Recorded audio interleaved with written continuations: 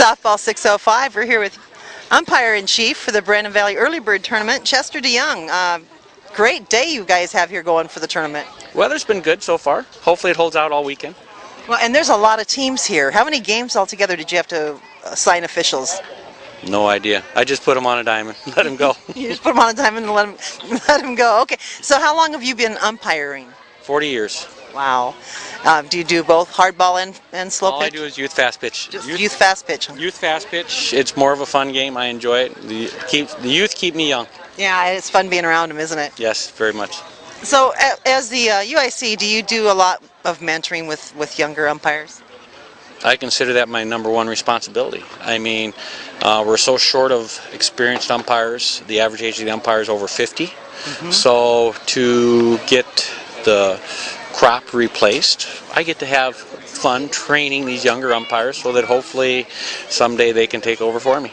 What are some of the biggest challenges to not only recruiting but retaining young umpires? Parents and fans, parents and coaches. If they would, I've always said the best games are the ones that parents and the coach, well, the parents got to stay home.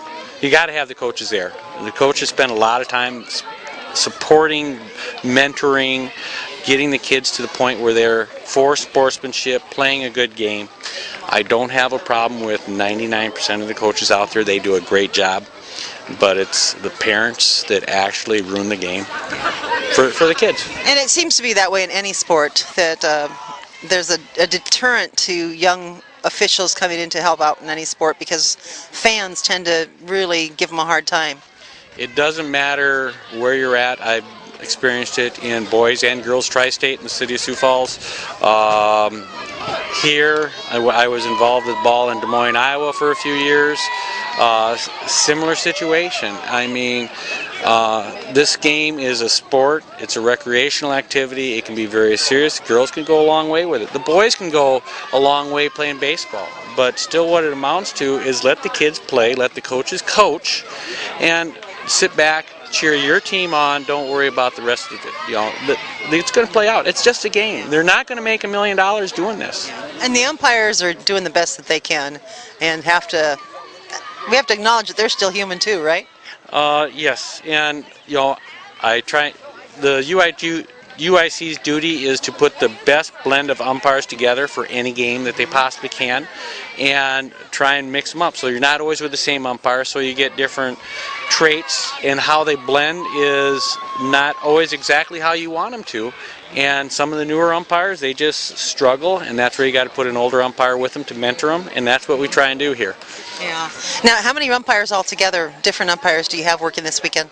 I have 25 umpires here this weekend. Wow. And they're getting a good workout in, aren't they? They're getting a very good workout in.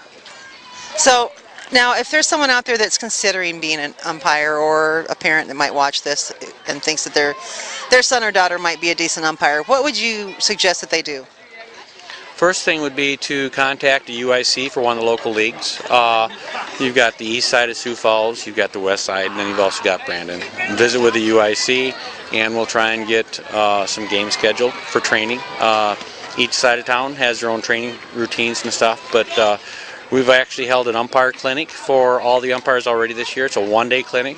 We go through all the rules, which you'll never get in a day, but we do hit the rules and the basics of what an umpire should be up, what is expected of the umpire, and they have a good time out of it. And that's what you got to start with the basics and build from there.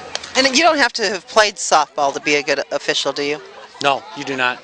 As long as you love the kids, that's what it takes. If you really love the kids, you know. But the society has changed so much right now that the older people are not getting into it.